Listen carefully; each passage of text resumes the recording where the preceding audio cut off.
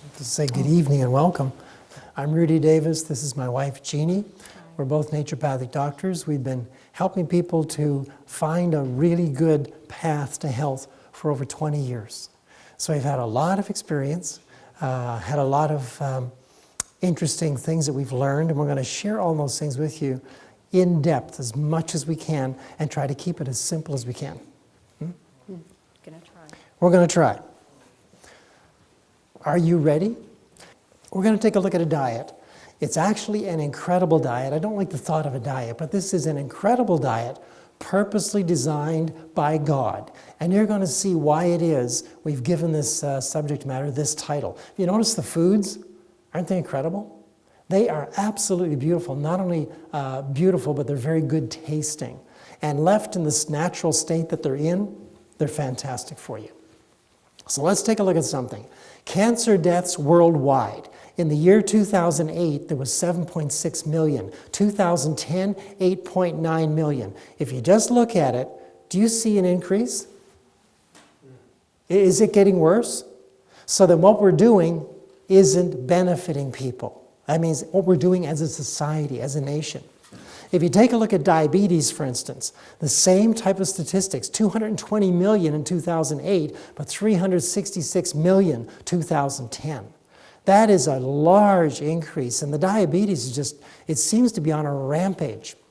You look at all the operations that are taking place, all the heart surgeries and things. You look at all the drug medications that are prescribed. You take a look at the waiting rooms in the hospitals in our cities. They're just lineups of people, and you have to ask the question, why are the incidences of all diseases escalating? What is going on? Well, I got to ask you a question. Do you get a headache because you haven't eaten enough aspirin? Is that why? Well, no, there's got to be an underlying cause. There's another reason. If the harmonious working of the system has become unbalanced by overwork, overeating, or other irregularities, do not endeavor to adjust the difficulties by adding a burden of poisonous drugs. And I want to emphasize something here. Do not endeavor to adjust the difficulties by adding a burden of drug medications. Now, right through here, what organ is this? Can anybody tell me? That's a liver. Have you ever seen what a liver cell looks like really close? Well, I'm going to show you, because it's rather fascinating as you think about it. Here it comes. They're building and building so you can see them more and more. Aren't they rather unique? They're different than, say, a heart cell or a pancreas cell. That's a liver cell. Now, you notice they don't look like this. That's a startling realization for some people. I realize it, but there's no organ in the body that's made from pills. In fact, the body really doesn't want pills. What it really wants to do is it wants to make cells. That's what it's interested in doing. And even though all the research I've done, if our body was made from, say, drug medications, it would look something like this. You see? But it doesn't. The human body's made from muscle, tissue, fibers, bones. The human body's made of living cells. So if you want to keep that in mind, take a look at this little guy. You know, he's pretty cute. That's what the human body is made from. Now here's a healthy cell and a sick cell. Can you see a difference between the two? Is it clear? I'm going to point things out to you. Right here you'll see some really good cellular structures encompassing the whole cell, preventing things from leaking out and other things from getting in. But over here, notice this. There are breakages in the outer coverage of the cell. And you can see that this cell is actually incapable of holding fluid. You cannot get this cell to hold fluid. And if the cell will not hold fluid, it will not function correctly. Now the thing is, this healthy cell can become the sick cell, vice versa. The sick cell can become a healthy cell. I hope you notice that. That is what you call good news. Because when people get sick, they want to know what? I can get better, right? The continuance of life and health is dependent upon the transfer of energy and nutrients from our foods into every cell in the body. How many cells? Every cell, every single cellular structure requires that food, nourishment, be brought into the cellular structure so that it can repair, so that it won't have the holes like you saw in the previous cellular network. And if the holes are repaired through nutrition, then you're going to have healthy cells. And if you have healthy cells, what does that add up to? A healthy body. Exactly. Now, I want you to notice, this is actually a picture of the Bismarck. How many have heard of the Bismarck? Yeah, I'm really into history quite a bit, especially World War II. History tells us there's a swastika on the deck. That ship, if I wanted to repair that ship, what would I need to repair it with? Could I repair it with nylon stockings? Would that rebuild the hull? Would that rebuild the stern of the ship if I did that? Yes or no? No. Why not? It's not made from nylon stockings. Therefore, putting nylon stockings together in any kind of shape, upside down, inside out, is not going to work to rebuild the hull of the Bismarck. We've got to use what? Steel. But did you know that steel is actually not made from steel? Now, I'm making a very important point here. Steel is not made from steel. Well, what is it made from? Steel is made when carbon, a nonmetal, is added to iron in amounts up to 2.1%. The result is an alloy known as steel. So in order to get that steel hull for the Bismarck, I've got to build the steel from something. And then it's got to be shaped, brought into position, and replace any damaged structures of that ship. Does that make sense to you? Well, you know, it's the same with the human body. Did you know that protein is not made from protein? The same as steel is not made from steel? And so people think, well, if I get protein, I've got to eat protein. No, not at all. In fact, all the proteins in our body are made from something called amino acids. And here you'll see quite a few different kinds of amino acids. These little letters, you'll notice they're not repeated in any of these structures. They're all very, very different. And they're all very necessary in order for our cellular structures to be rebuilt, made perfectly clear. Now, this is one amino acid right in here. Okay, that's one. How many different structures of amino acids do we need? Well, there's plenty. There's lots, actually. Look at all these different structural types right here. Aren't they fascinating? This would make a good scrim if you had, in your house somewhere. It would look really pretty as a little backdrop or something, I love the colors and things that take place in some artwork and in science, indeed. Now, nutrients cannot enter cellular structures unless they are in liquid form. You wouldn't realize how important that is. It is absolutely necessary that everything you eat is able to be made into a liquid so that you can get it into your cellular structures. All food has to be made into liquid before the body can use it. So now we've got an outline of the human body. And there we see, there's that liver that we looked at the cellular structure from. Here's the large intestine, the small intestine. We got the lungs, the heart. Stomach seems to almost be missing. That's simply because I'm going to show you that the human body is actually a juicing machine, just like this one. Now, if you're on the standard American diet, I've got a good question for you. And that is, take these foods, standard American diet foods, and tell me something.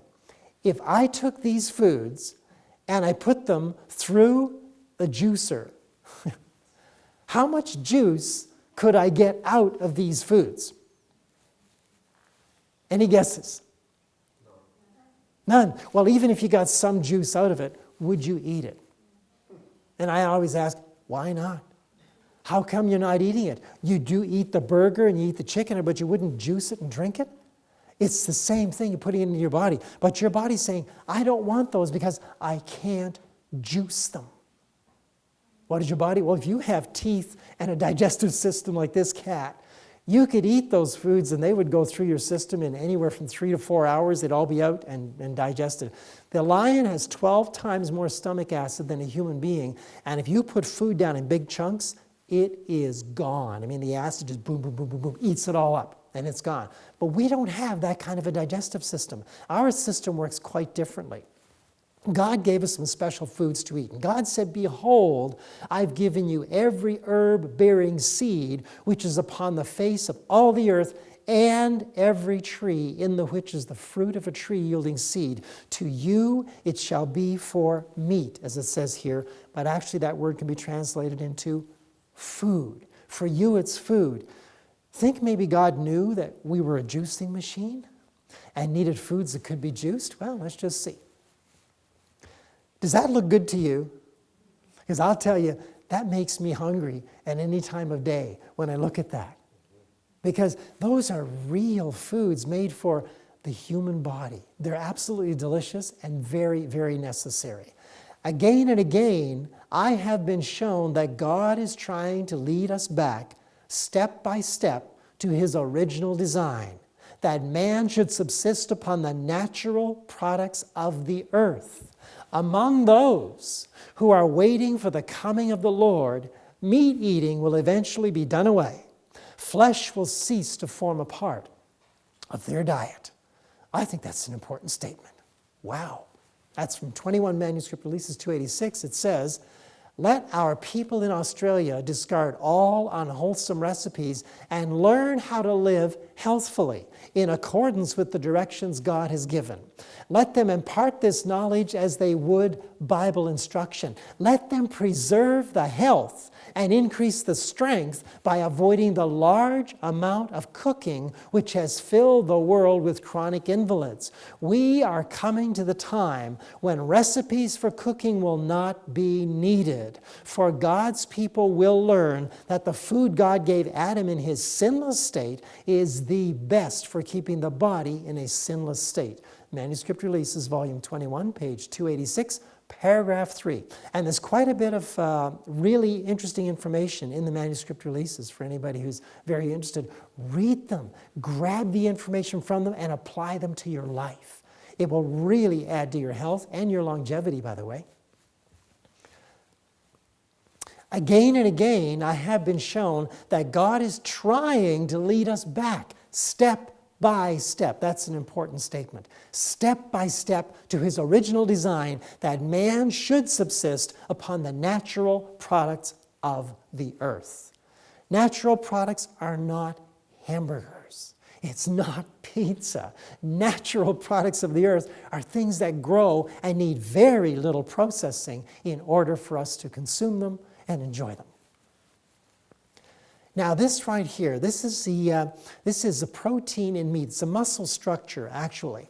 And denaturation of structural protein is visible through the discontinuity in cell borders and cross striations. So they see when the meat is heated, various things happen to it. In fact, heterocyclic amines are produced from heating meat, especially barbecuing. And heterocyclic amines are cancer-causing agents. Isn't that amazing when you think about it? Those things actually cause cancer. So now if you're cooking meat and eating it, what is going to happen to you? Good thoughts to have. Also, as the meat cooks, there is a physical unfolding and denaturation of the proteins in animal muscle tissue as a direct response to thermal agitation. We're going to talk about enzymes because in that particular project, the enzymes are what are destroyed in the meat. You notice when the lion eats the meat, it doesn't cook it. It just chomps down and it's gone in chunks. It doesn't even enjoy it. It just swallows it down because it needs something to live by. And so enzymes are alive in that zebra that was just killed. It's a living enzyme right there. But once it's cooked, it's dead. It's denatured. Now, an enzyme is a protein that facilitates a chemical reaction. These are all enzymes, scientific versions of enzymes, adding colors and things so you can see a good definition in them on the screen. So now we can see that when you get past 140 degrees Fahrenheit, something is going to happen to those enzymes. They're actually going to be destroyed. Bit by bit, bang, they're all gone. They start being destroyed around 107 degrees Fahrenheit. And they finish that around 140 degrees. It's all over. The life of the enzyme is gone. Now we're going to take a look at something interesting. This is we've got nice organic carrots here, and this will be our donut place special. We all can relate to this, right? We're going to see we have 6 different needs for eating food, or 6 different reasons why we eat food. And that is, first of all, we need glucose. Second of all, we need amino acids. Third, fatty acids. Fourth, enzymes, vitamins, and minerals. And we need also water. Now, I'm going to take you and ask you, does that carrot have water? Does it? Does it have glucose? Yes. Well, let's just run down the list and we'll see what has what and what doesn't have anything, okay? First of all, the carrot has glucose, but the donut has glucose also. So there's nothing wrong with that. Matches the 6 reasons we eat food. What about the amino acids in the carrot? It's got amino acids. What about the donut? Does it have amino acids? About 1/32nd protein. That's amino acids right there. But they're all denatured. Why? Is that donut cooked at a temperature that's less than 140 degrees Fahrenheit? Or is it slightly higher than that? Of course, it's slightly higher. Fatty acids. That carrot, believe it or not, has got fatty acids. When you juice a carrot, have you noticed it leaves an oil, a sort of a film on your juicer? That's the fatty acids in the carrot. What about that donut? Does that have fatty acids? Well, it hasn't got fatty acids. It's got fat. And the differences between fatty acids and fat is quite stark. You see, fatty acids, about half the weight of your brain is made up of essential fatty acids. Not cooked acids, essential raw fatty acids. When you cook the fats for that donut, you denature the fat and it actually becomes a toxin to your system. Now, this carrot has got lots of enzymes. What about the donuts? I'm glad to hear, nope, not the donut. Why? Because the enzymes have been destroyed. You get past 140 degrees, right? They're all gone. What about vitamins and minerals? That's almost a no-brainer. Has that carrot got vitamins and minerals? Sure it does. What about the donut? Well, see, I always tell people, they used to be in there where the hole is, but they took them out. It's gone. And I'm not telling you to go out and get Timbits. That's not where the nutrients are. You want to stay away from those kind of foods. Now, what about water? Does that carrot have water? Absolutely. But what about that donut? About 1/20th water. But look at the toxins that we have happening in here. This is organic food. This is not an organic donut. Does that carrot have toxins in it as an organic food? Does it? No. What about that donut? That donut's got toxins. The difference between a healthful food and a food that's not so healthy is that the unhealthful food is missing 1 or more of the 6 reasons why we eat food. So if it's missing 1 or more, it's actually not a whole food or a complete food for the human body. Now I'm going to take you through the citric acid cycle here. We're going to take the Tim Hortons donut and we're going to plug it into here. And we're going to see what's going to happen. This is a system which is in the cellular network of the human body. This is what happens when glucose enters at cellular level. If you take a look here, there's about 10 different points or places in the cellular network where the glucose actually is altered and changed to become something called adenosine triphosphate. And we're going to just, for the sake of brevity, we're going to give you 5 places that the glucose is going to be altered and changed. The first one we're going to come to, the body says, is there an enzyme there? And you tell me, is there? Nope. So what is the body going to do? It's going to get enzymes from an organ called the pancreas. So that pancreas now has to put out enzymes to help digest that glucose and turn it into adenosine triphosphate. It's going to help prepare it to move on to the station B right in here in the cellular structure so it can be altered again. Now here we've got missing vitamins. So what do we do? No vitamins are in that donut. There's none there, no matter what they might say. The body might say, I want to get something from the muscle tissues or from other cellular structures in the body, and I'll make that vitamin available so we can use that glucose today. So now the glucose has been altered from point A down to point B. The body's now preparing it to go out to channel C. And we're going to see what happens at C. Well, here the body might say, I need a mineral. There's no minerals in the donut, so where's the mineral going to come from? Maybe, just maybe the body says, I want to get it from the bones because there's nothing else to take it from. So now the skeletal structure of the human being is being invaded, and we're going to pull minerals out of the bones to service the needs of digesting that glucose to turn into adenosine triphosphate. So now it's ready to go on again to the next checkpoint, which is D. But here, it's missing enzymes again. And all the enzymes are different. You need different enzymes at different stages of digestion, at different stages of human metabolism. Also, there's different kinds of enzymes, different families of enzymes. You've got metabolic enzymes. You've got digestive enzymes. You've got plant enzymes. You've got all kinds of different enzymes. And they all serve a different purpose. So now, we got to take from the liver here quite a percentage of enzymes, and by the way, quite a percentage of enzymes came from the pancreas as well. So now it's ready to go to checkpoint E, the last place on its journey before it becomes adenosine triphosphate. But here, it needs another vitamin. Well, maybe the body will say, hey, it's the donut. I'll take it from the eyes. We'll put some vitamin A in there. Now it's ready to become adenosine triphosphate, and that is basically usable energy in the body. But now let's take another scenario. Let's just see what happens if we eat some good old raspberries. Anybody like raspberries? Oh, those are my favorites. I just love raspberries. So let's take a look at what happens. When that raspberry, which is raw, not in a jam, but gets raw into that checkpoint A, the body says, hey, great, I need very little enzymes from the pancreas to digest this, about 10%. Whereas that donut would have required a massive amount, could have been 40%, 50, 60%, 70% of the enzymes necessary could have had to come from the pancreas. Your pancreas should produce about 10 to 20% digestive enzymes and about 80% metabolic enzymes. Metabolic enzymes are used to make your eyes blink. They're used to make your muscles move. So your pancreas wants to produce enzymes that make your body heal itself, that help you to move.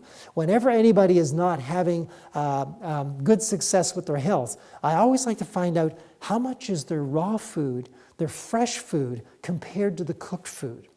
What's the ratio? And if there's too high a ratio of cooked food, then I can see where there could be a problem happening in that system.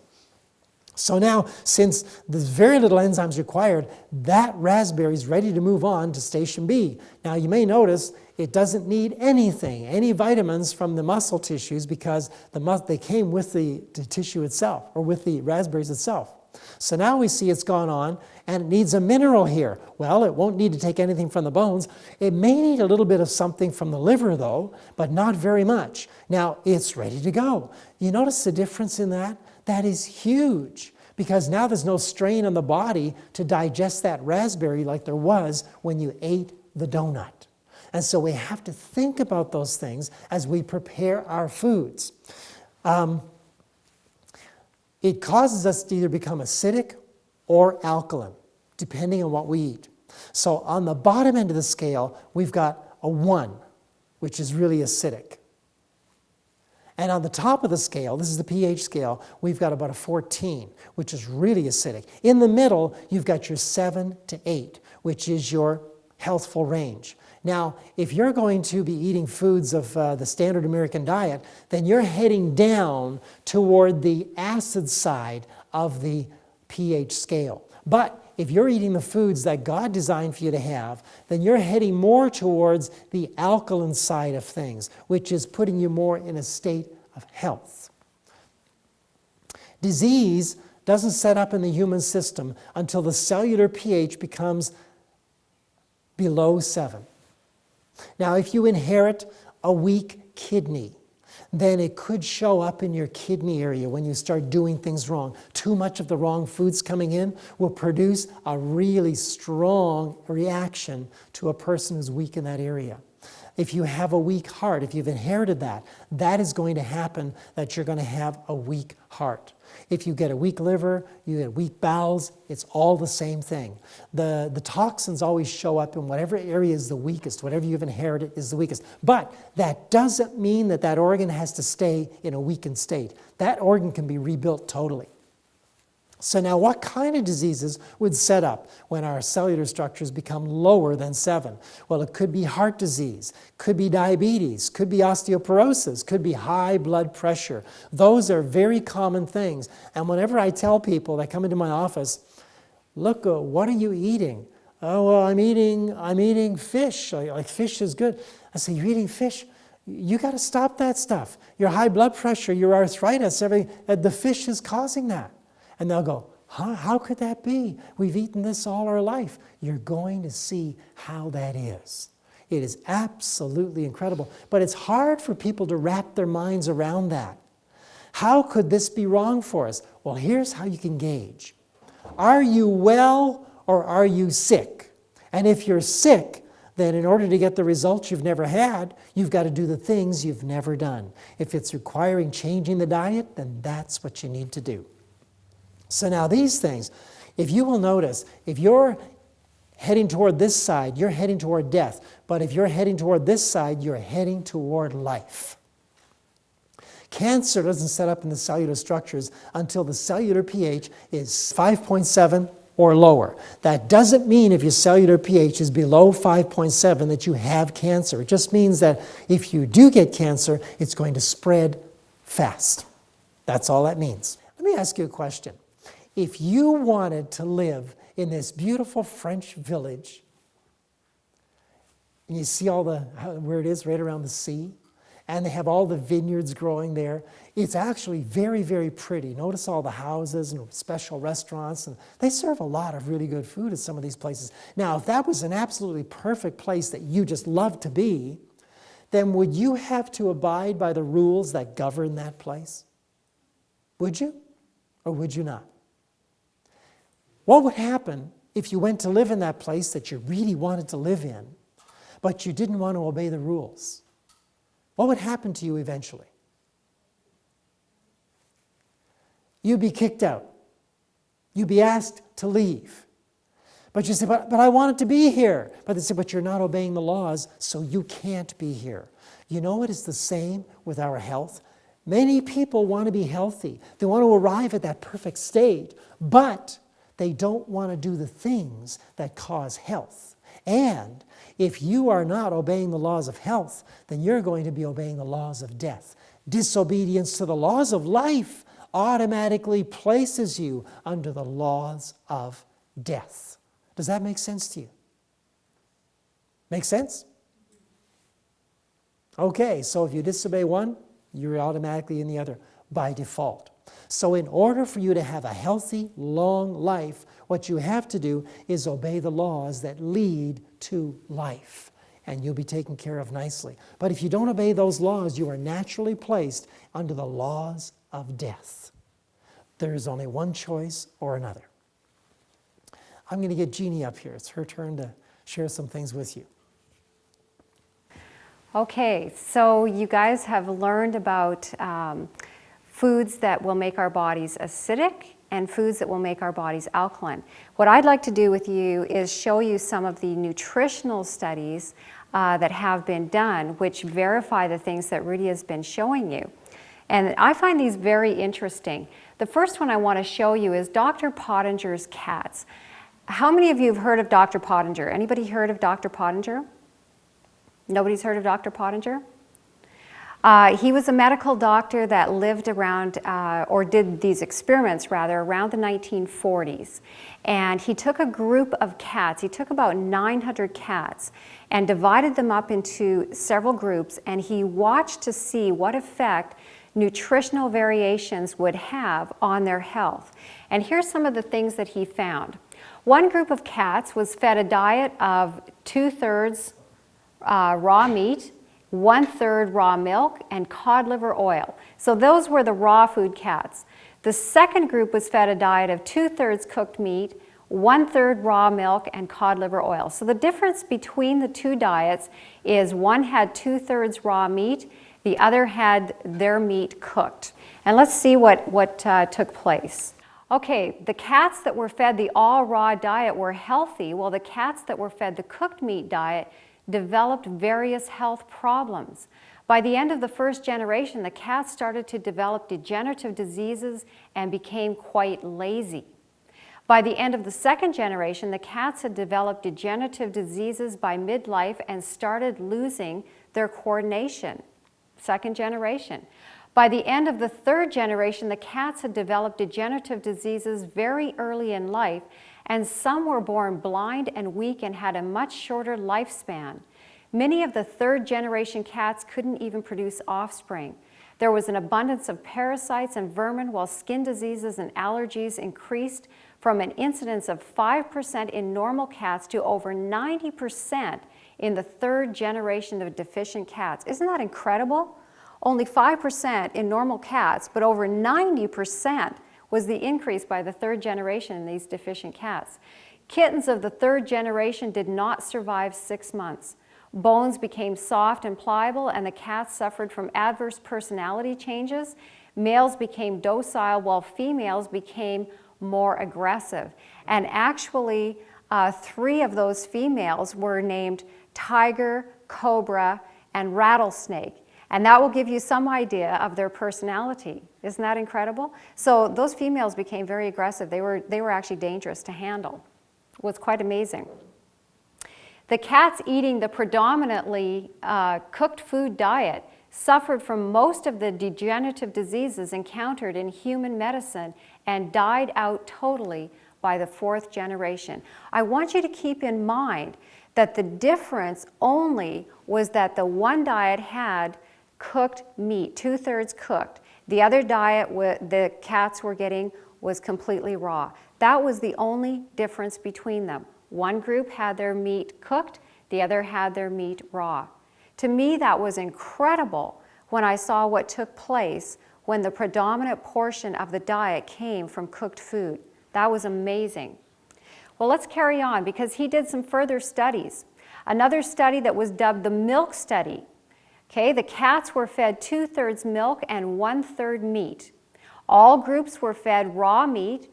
Okay, so this time they were both getting raw meat, with different groups getting raw, pasteurized, evaporated, sweetened, condensed, or raw metabolized vitamin D milk. So he split them up now, and he tried different milk coming in to see what effect that would have.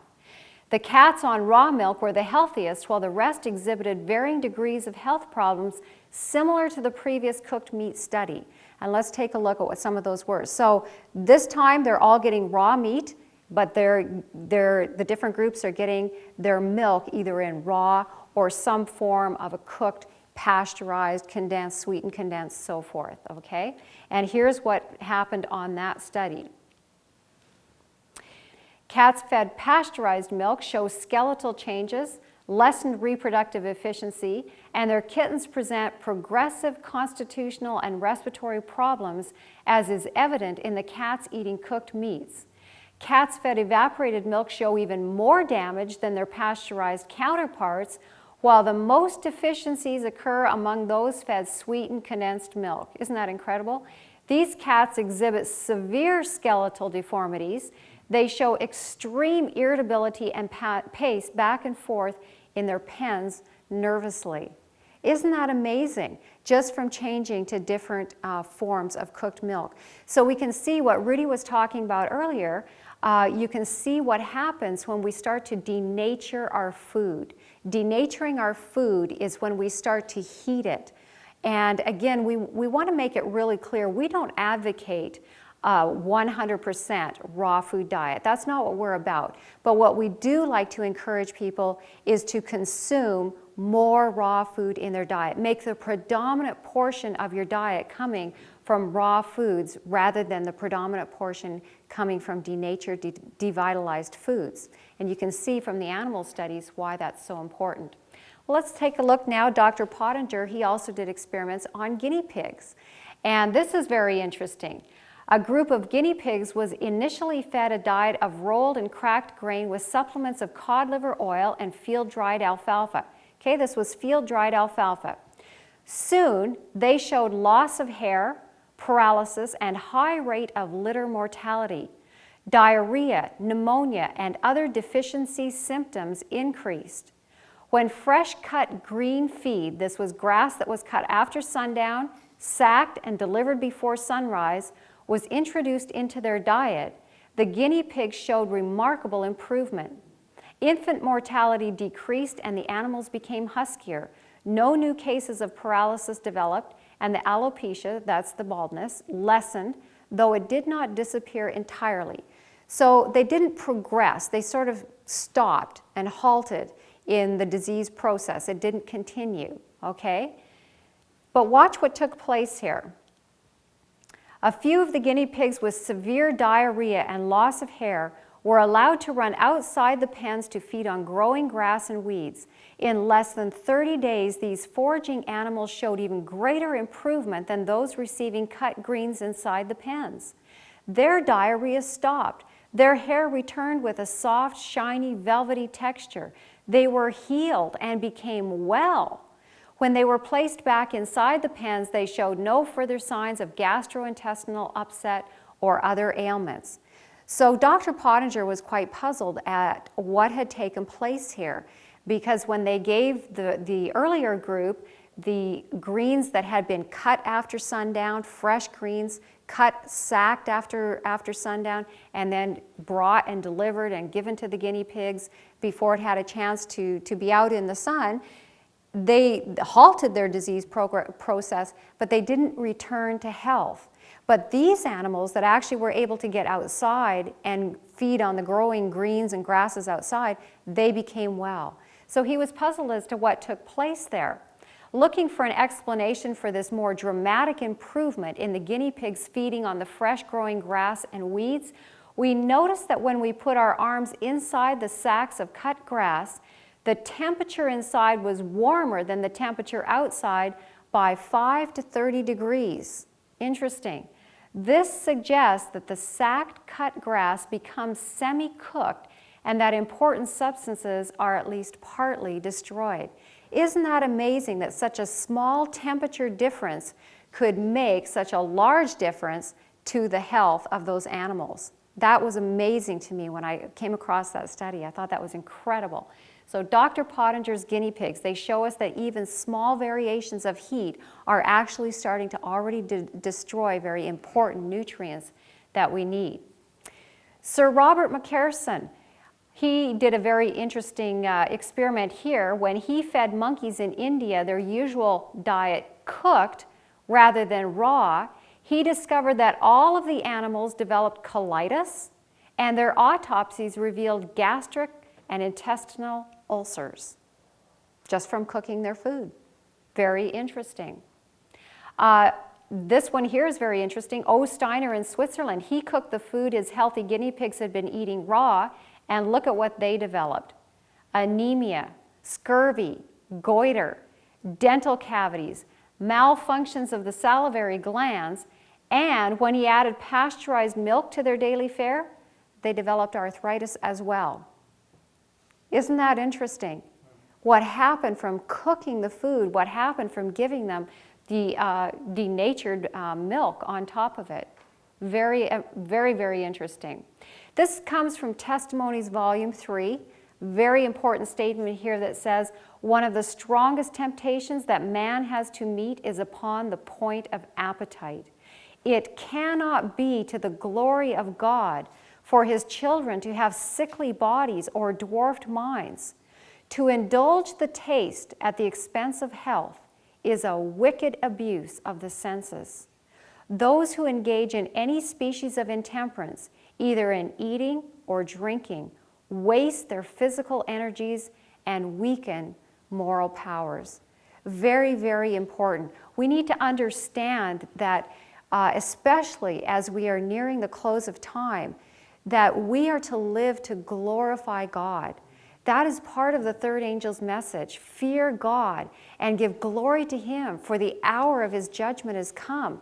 And that is what we are to do as a people. And this is our wonderful opportunity that we can do. We can all have a part of this. But we have to understand that it's not to the glory of God if we have sickly bodies or dwarfed minds. It cannot be for His glory. And so therefore it is so important that all of us seek to understand our bodies and how to keep them in perfect health, or the best health that we can. So very important. Now, let's take a look at foods that produce an acid pH in the body. Rudy had mentioned to you about the acid-alkaline scale, the pH scale. Okay, 1 is very acid, 14 is very alkaline. We want to keep our bodies more toward the alkaline side of that scale. And so we want foods that will help to keep us more toward the alkaline side rather than toward the acidic side. Now, acid-producing foods, here are some key foods. Cooked grains. Cooked grains are slightly acid-producing in the body, okay? But we need to, we are not actually, we don't have digestive systems that will break down those grains in a raw form unless they're sprouted. We can get into sprouting, of course. But we are going to need to cook those grains, but they're very slightly acid-producing. So those are not going to be a problem coming into our system. But we're going to move to more and more acid-producing. Cooked fruits and vegetables, a little bit more acid-producing now in our bodies, okay? So we're moving more acid now. Then we have dairy, okay? So now we're stepping more acid. This is moving us more toward the side of disease. Sugar, our sugars are very acid-producing. They're very refined. Those are things we want to avoid. Meat. We're getting very acid-producing now. All kinds of meat, whether it's fish, whether it's chicken, anything that basically had a face, a mother, or a liver, for definition purposes, that is what you can consider meat, and that is very acid-producing in our body. So this is going to be causing disease to happen. This is moving us acid. Fried foods, highly acid-producing. Then we have coffee and tea, and this does include green tea. There is a strong interest to have green tea. A lot of our patients come to us and they say, well, I'm drinking green tea. I'm trying to get my antioxidants.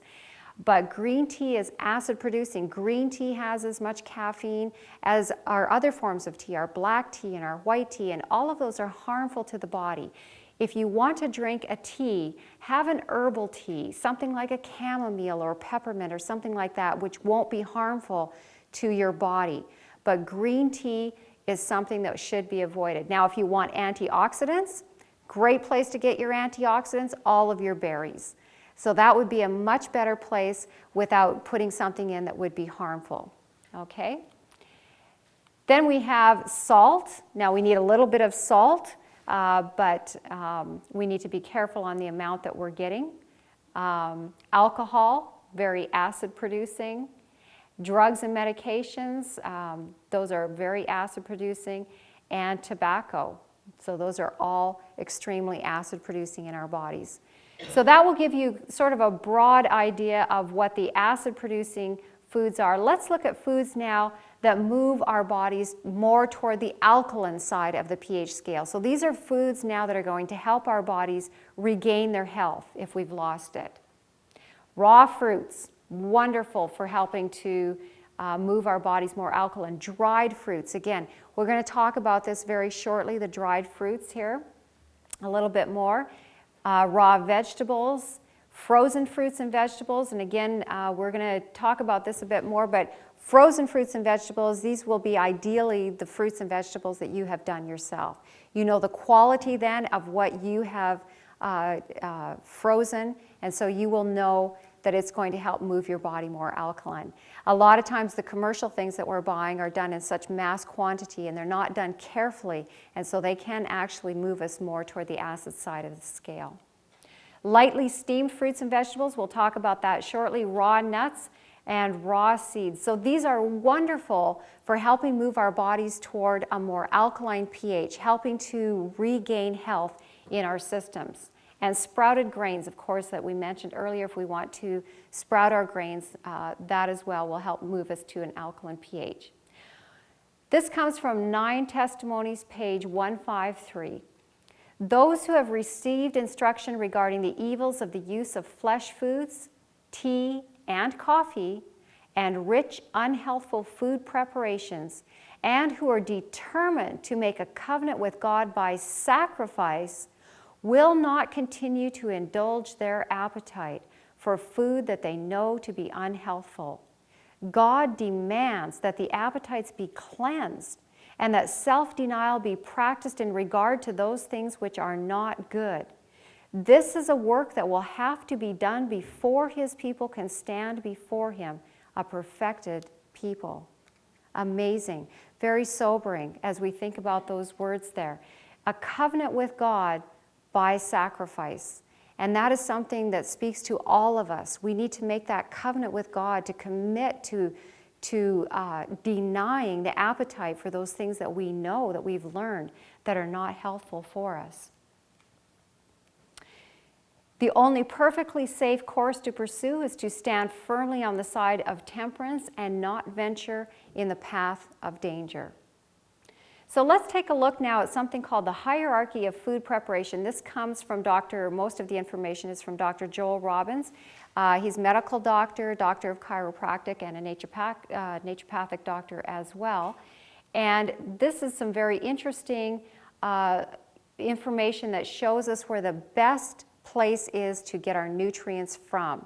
So the very best place where we're going to get nutrients is living foods. Living foods are things that are still growing, like sprouts or baby greens. Baby greens are the greens that you're maybe growing and you just went outside and you snipped off a bunch and you brought them in and put them into your salad and that's what you're having, or you put them into your green smoothie and that's what you're going to have for your lunch, okay? So those are living foods. And that is where we're going to get the most amount of nutrients to cellular level. Okay, so the highest amount comes from living foods. Then we have raw and whole. Okay, so this is our banana or orange, raw and whole. We're going to get about 30% of those nutrients to cellular level. This can vary depending on what it is that we are consuming. Of course, if we're consuming things like a banana or a pineapple or even an orange, okay, where we're at here in the Vancouver area, those foods don't grow. Okay, so those have to be grown elsewhere and they have to be shipped in.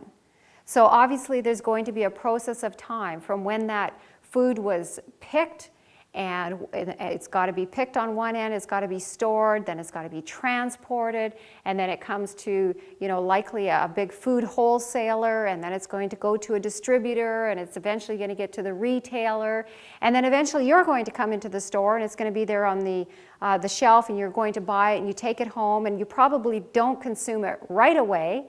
And so again, it's going to probably sit for a little bit of time. So you can see there's a process of time where that product was picked from its original life source, and then it has now come into your possession.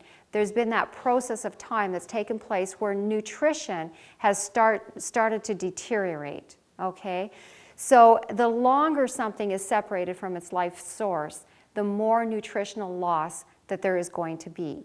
And it's going to vary depending on the food. Obviously, a potato or a carrot, things like that, they last much longer than, say, a tomato, okay? So there's going to be a difference in the food itself.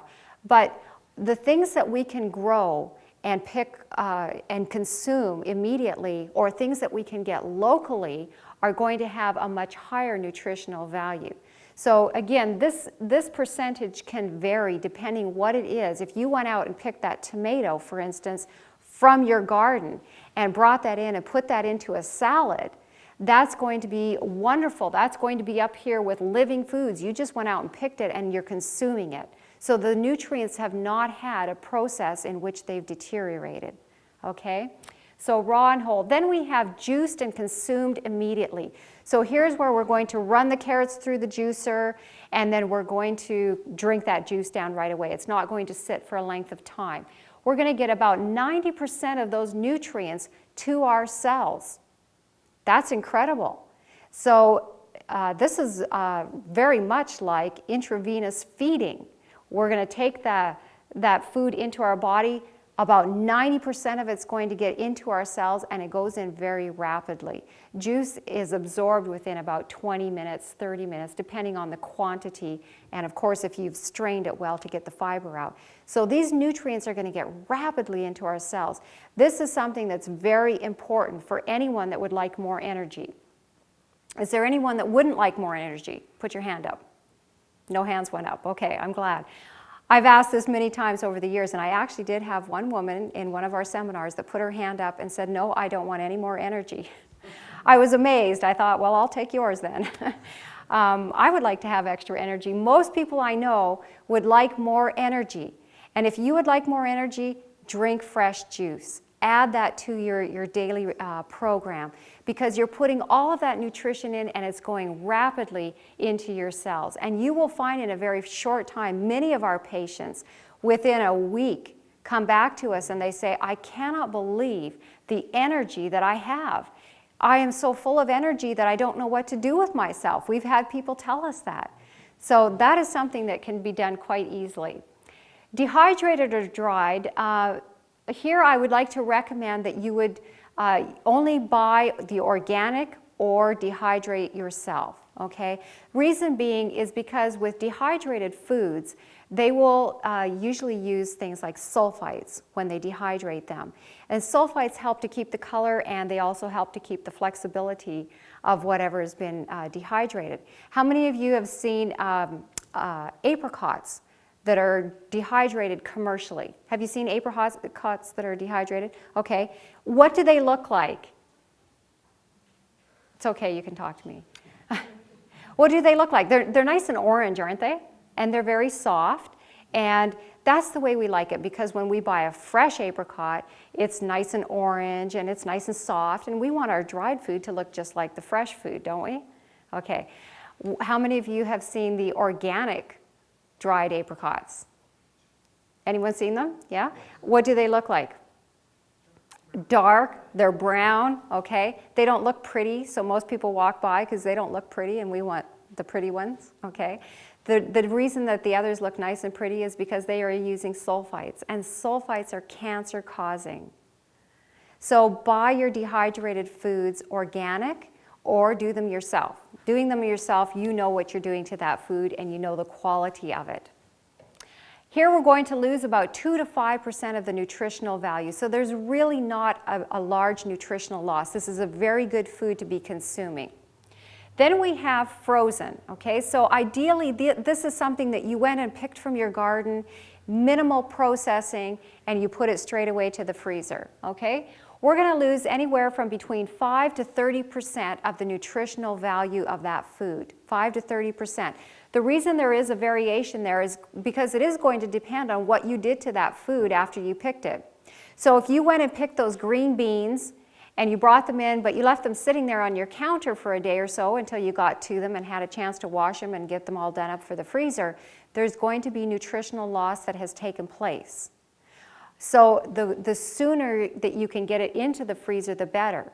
The least amount of processing, the better. In fact, I've had many people tell me over the years when we've been doing these classes that they have not done blanching to their foods before they've put them to the freezer, and those foods have turned out fine. So I decided this year, finally, I decided, well, I'm going to try it. I don't normally freeze my food. I usually dehydrate for winter. But I decided I was going to try green beans and do them without blanching and see how they turned out. And tried it. They turned out wonderful. They were perfect. So again, you've eliminated that step of heating that food and destroying precious enzymes. You've eliminated that, and you've retained more of your nutrition just taking it straight from the garden and putting it right away into the freezer. So if you do freezing, try maybe not doing the blanching step and see if that's something that works for you. Then we have steamed. By definition, steamed is where something is still crunchy. So if the green bean still has a crunch to it, if the carrot in your stir fry still has a crunch to it, then that's steamed. But if it's all limp, then that's cooked. Okay, so that's how you're going to know what the difference is. Here we're going to lose between 15 to 60% of the nutritional value. So you can see we're starting actually to get a significant amount of nutritional loss, especially if we're getting more toward this end. That is the more steamed it is, obviously the less nutritional value it's going to retain. Then we have raw leftovers. So here is where we decided to be very efficient and make up a salad that would last us for several days. And so we chopped it all up and prepared it for the week in advance. Here we're going to lose between 20 to 70% of the nutritional value. This is a fairly significant loss of nutrition from that food. So what I like to recommend is that just wash your vegetables, wash your lettuce, put it in the crisper bin or whatever, keep it in your refrigerator. It only takes a few seconds, a minute or so, to just chop up enough salad for you for your meal. And then you don't have leftovers staying around oxidizing. When you cut an apple, what does that apple start to do? Starts to turn brown. Every area that has been cut and exposed to oxygen begins to turn brown. So when you take that leaf of lettuce and you chop that all up for your salad, and you chop that tomato and you shred that carrot, all of those areas now that you have exposed to oxygen are going to start to oxidize. And when it oxidizes, what it's doing is causing what's called free radicals. Those free radicals do damage in our bodies. So we want to be careful because we don't want to go to the work of investing to have a wonderful salad, but only to make that salad then end up being toxic to our bodies or actually causing damage from the free radicals that we're taking in. Okay? So wash up all your vegetables, have everything clean, and then it's very easy to go through the week. You can make that salad very quickly. Then we have cooked. This is where usually most people start their food choice, is at cooked. Food choices start here. Here we're going to lose anywhere between 40 to 100% of the nutrients in that food. And you'll understand from what Rudy was sharing with you and from the scientific nutritional studies that I shared with you, as we cook the foods, we are losing nutrients, we are denaturing the food, and just like happened with the cats, just like happened with the guinea pigs and with the monkeys, we are going to start to see diseases taking place in our bodies because the nutrition that our body needs to run is not there. Cooked leftovers, what do you think? Why bother, right? Why bother? Cooked leftovers. You basically have about 100% loss of the nutrients. Try to just make whatever you're having cooked. Again, we're not promoting a 100% raw food diet, just the predominant portion of your diet to come in as raw foods. Usually, we like to encourage people aim for about an 80% raw food diet, 20% cooked food. That will keep your body in health. Now, you may not start there. You may right now, you might be doing like, I don't know, 90% cooked and 10% raw. That's okay. Just start. Next month, make 20% raw and 80% cooked. And next month, you can make 30% raw and 70% cooked. And start working your way toward a more raw food diet, okay? But when you have your cooked foods, just cook what you're going to need for the meal. That's the best way to do that. And then you'll make sure that you won't run into this problem of cooked leftovers. Then we have microwaved. We're going to lose between 90 to 99% of the nutrients, plus now we have the addition of toxins. The actual process of microwaving that food makes toxins. It damages molecules. And anything that is damaged, your body cannot use, and it becomes a toxin. Could have been a wonderful nutrient, but if that nutrient is coming in damaged, it's no longer usable, and it's actually a toxin in your body. Then we have commercially canned foods. We have basically the same problem, 100% loss of nutrients with the addition of toxins. Fried foods and foods with additives all fall into that same category. So again, I like to encourage people to eat on the upper half of this chart because that is where you're going to get the nutrition to keep your body well and healthy. Now let's take a look here. Living foods that we talked about, that's our sprouts and baby greens. That is what we call biogenic foods, biogenic foods. Does anyone know what biogenic means? Any ideas? No ideas. You know what biology means, okay? Biology, bios is the study, or bios, pardon me, is life, and ology is the study of, so it's biology, okay? Well, let's take a look here. Biogenic, the word biogenic, it comes from the Greek bios, meaning life, and genesis, bringing into being. Bringing into being, that's what genesis means. So literally, biogenic means bringing life into being. Isn't that wonderful? Foods that bring life into being in our body. That is what we call these living foods. They're biogenic foods. Now, raw and whole, this category here, juiced and consumed immediately, dehydrated or dried, and frozen, these are what we call bioactive foods. That means they're life-sustaining. So they will sustain our lives. These ones here will actually renew our lives. These ones here will sustain our lives, okay? We want to get about 25% of our diet coming from living foods. 25% roughly of our diet coming in. So sprouts, I'm going to share with you hopefully one of my passions, and that is sprouting. I love sprouting. And you are going to see how incredible sprouts are in our bodies. They are little powerhouses of nutrients, power-packed. And these foods that we're going to put into our bodies actually then help to renew life. So we want about 25% of our diet coming from those foods. Bioactive foods, we want about 50% of our diet, or 50, 55, 60, somewhere in there, coming from bioactive foods. Then we have this section here. This is where we're getting into the cooked. So we've got steamed, we got our raw leftovers, cooked and cooked leftovers. These are what we call biostatic foods, biostatic. That means they are actually life-slowing. So we want to be careful not to consume a large amount. Certainly no more than 25. Usually, like I said, we recommend only about 20% coming from cooked foods. So you want to be getting the bulk of your foods, preferably about 80% of your foods coming from raw living foods, okay? Those biogenic foods, those bioactive foods. Now, this group down here, what do you think that group is? Think we should have anything from that group? No, we shouldn't really. These are biocidic foods. That means they are actually life-destroying. Biocidic foods are life-destroying. We should not have foods from that category. So microwaved, commercially canned foods, fried foods, and foods with additives should really not be in our diet. Now, Dr. Edmund Bordeaux-Zeckley, he did one of the greatest human experiments of the live food diet. This was conducted over a period of 33 years.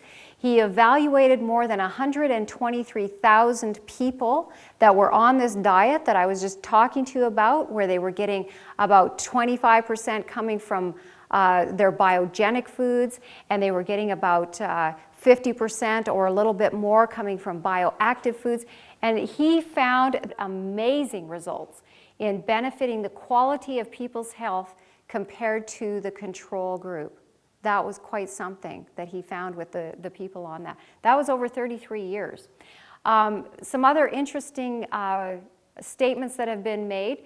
This actually comes from the Journal of the American Diet Association, a review of 206 human epidemiological studies and 22 animal studies on the relationship between fruits and vegetables and cancer risk found that raw vegetables are the #1 protective food against cancer. Isn't that great? Raw foods. Cancer is on the increase. We see so many of our patients coming in and they have cancer every age. It doesn't matter. From young all the way up to old and everything in between, cancer is on the increase. And here, right here, we're being told that vegetables, raw vegetables, are the #1 protective food against cancer. So that's something to include into your diet. Those raw foods, get them in there. This one here is coming from the American Journal of Clinical Nutrition. I'm not going to read the whole study, but I just want to share with you here. The present data indicate that the living food diet, that's what I was just talking to you about, the living food diet provides significantly more dietary antioxidants than does the cooked omnivorous diet, that's with meat in there, and that the long-term adherents to this diet have a better antioxidant status than do omnivores control subjects. That's the American Journal of Clinical Nutrition. So they're talking and promoting the living food diet right there as having more antioxidants, being better for you. Those antioxidants, of course, so important in protecting us against disease. Let's take a look at another one, the Journal of Nutrition, 1992. Results suggest that this uncooked extreme vegan diet, they're calling it, causes a decrease in bacterial enzymes and certain toxic products that have been implicated in colon cancer risk. So that's actually coming from the Journal of Nutrition there, showing that this, they're calling it an extreme vegan diet, but the raw food diet, so including those raw foods, is lowering your risk of colon cancer. Very interesting. Now I want to show you another reason why we want to be careful in the food choices that we are putting into our body, and specifically why we want to be avoiding animal products. And that is because of something called pathogenic microorganisms. Pathogenic microorganisms. Does anyone know what a microorganism is? Do you know what an organism is? Okay, well, we're all living organisms, okay? So we're all organisms, living organisms. Microorganisms are small little living things, okay? So these are small little living things that we're going to talk about. Pathogenic. We talked about biogenic. What do you think pathogenic might mean? Okay, we know what genic might mean, right? What did genic mean? Where did that come from? Do you remember? Genic came from Genesis. Somebody said Genesis. And what does that mean? Genesis. Bringing into being. Bringing into being. Okay, so pathogenic. Any idea what patho might mean? Pathos. Disease. Okay, you guys are very good. Let's take a look here. So the word pathogenic comes from two Greek roots. Pathos meaning disease, and Genesis bringing into being. So literally bringing disease into being. So these are very tiny microorganisms, very tiny little living things that are bringing disease into being. Would you like to know where they're found? Okay, well, let's take a look. Okay, in milk, you get about, what's that number there? 5 million in 1 cup of milk. 5 million of these little living things that actually bring disease into being in your body. And by the way, that number continues to grow even if you keep it in your refrigerator. It grows exponentially, okay? So those little microorganisms that bring disease into being in your body are growing. Let's take a look. Butter, 7 million per cup. I know we don't eat it by the cup, but it's showing you for comparison's sake. So butter, again, huge amounts coming in. Eggs, look at that. 37 million per egg, 1 egg. Isn't that amazing? And most times, if we're consuming eggs, we're not just consuming 1 egg, because we'll have an omelet, for instance, that has a couple of eggs, or other foods where we're having several eggs at a time. 37 million. These are little organisms, little living things that will bring disease into being in your body. Cheese, look at this. 100 million per serving. By the way, how big is a serving of cheese? No, it's not the big chunk. Anybody know? Okay, 1 ounce. Small little 1 ounce cube. That's not the way we eat cheese in North America. That's not the way we like to eat cheese. We like to have lots of cheese, and we ask for double and triple cheeses on our pizzas and whatever we're eating cheese on. 100 million per serving of cheese. Ice cream, oh dear, look at that. 225 million per serving. Again, how big is a serving? It's not the triple ice cream cone. That's not a serving. We have to think about that when we're thinking of servings here. This is per serving. Beef, poultry, and fish. Look at this, 336 million per serving. I had a lady come, we were doing a seminar back probably 8-10 months ago. We were in Nova Scotia, and this lady had been to a previous seminar that we had done a year earlier in that area. And she came and talked to me, and she said, you know, I just don't understand.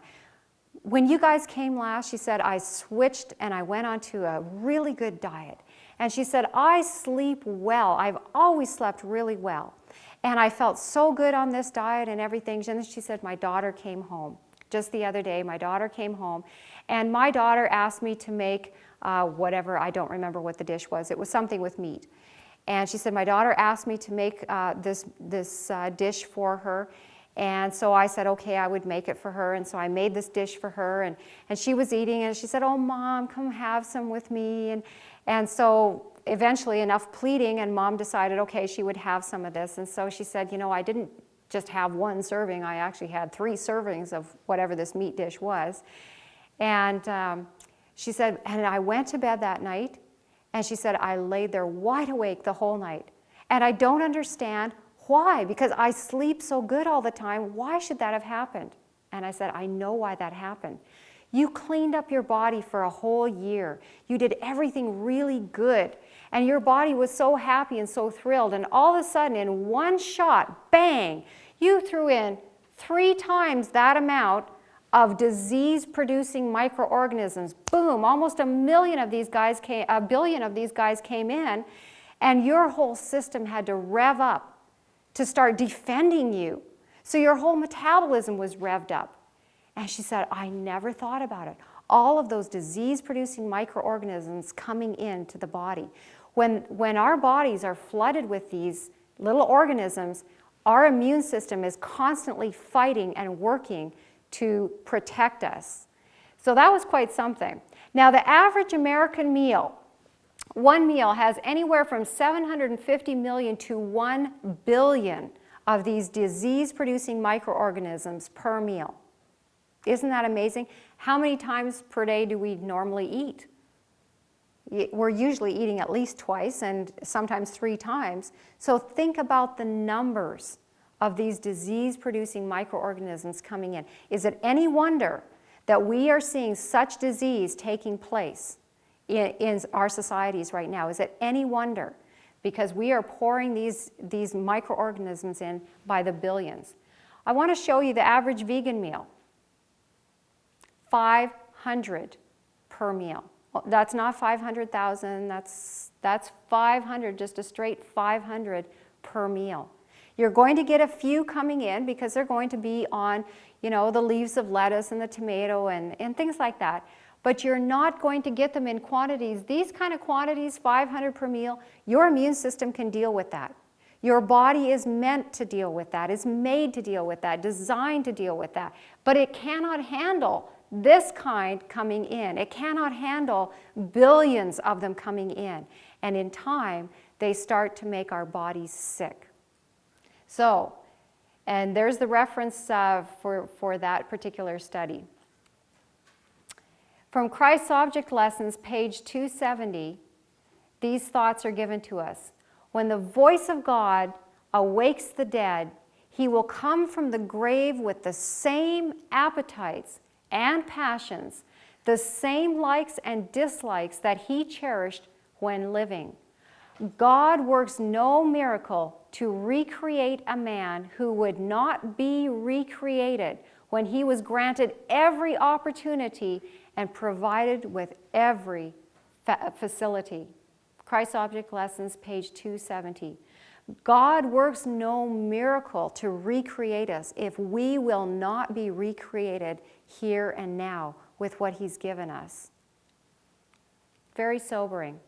So you might be thinking right now, boy oh boy, I have eaten a lot of enzyme depleted, devitalized foods all of my life. Is there any hope for me? Well, I don't want you to get discouraged. Don't leave yet, because Rudy is going to share the good news with you. There's lots of hope for you. All right, so carrying on from where Jeanie had left off, yes, there is hope. I want you to take a look at these red blood cells. This is a photograph that I took myself. A lady was in to have blood work done, and she was a lover of chocolate. She couldn't resist chocolate no matter what.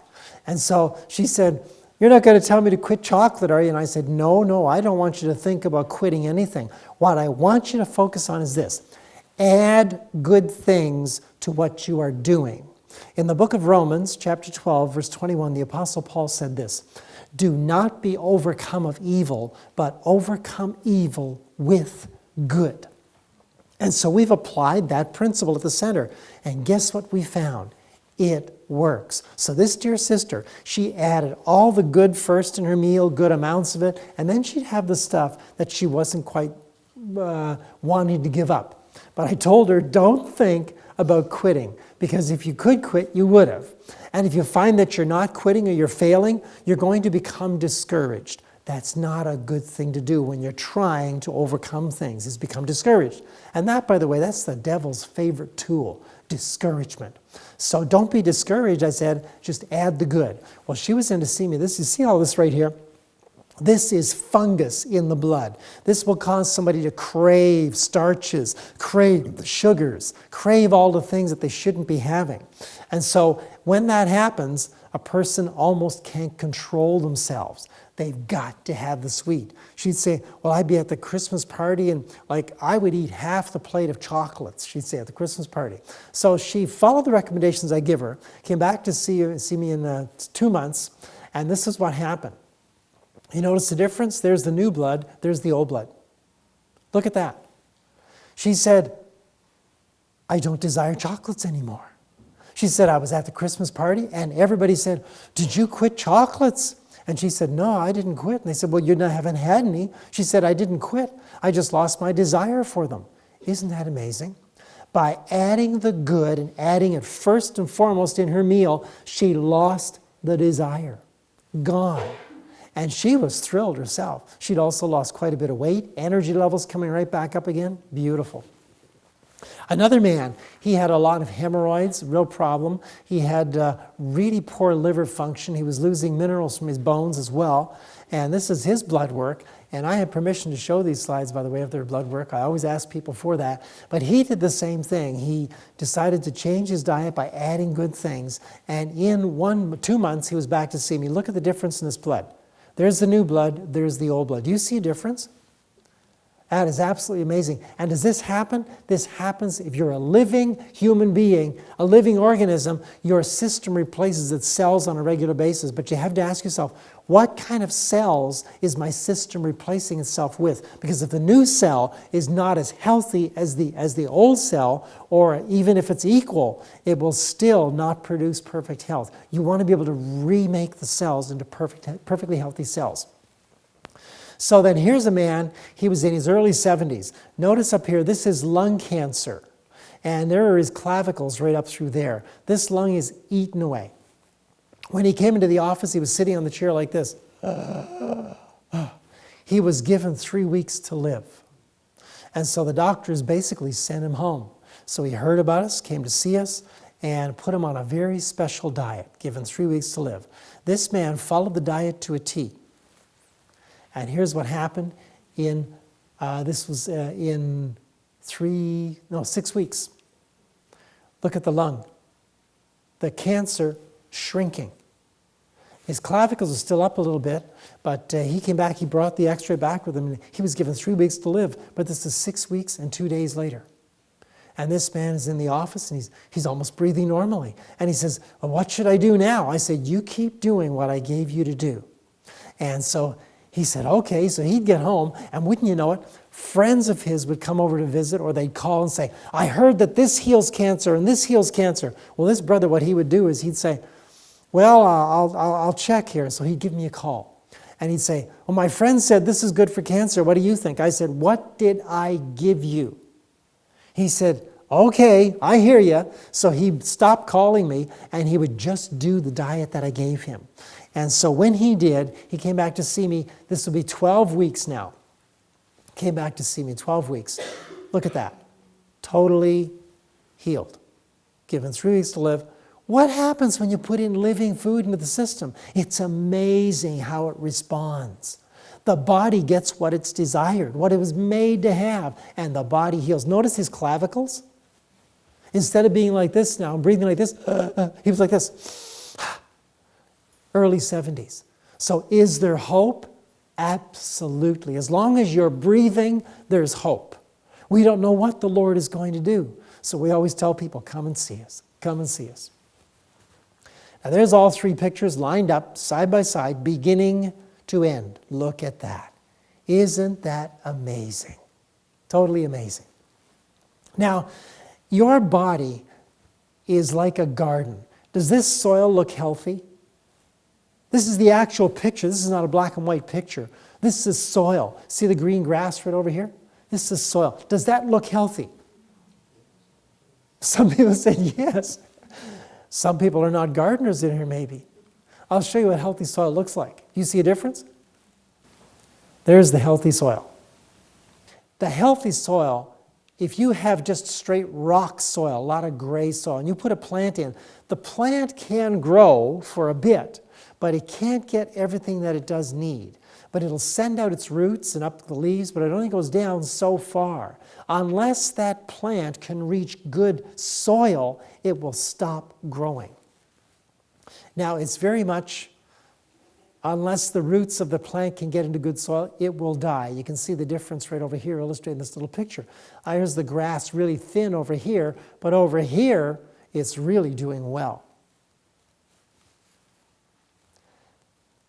And as you take a look at these well-watered greens, plants grow thick and healthy where there is good quality soil and proper amounts of moisture.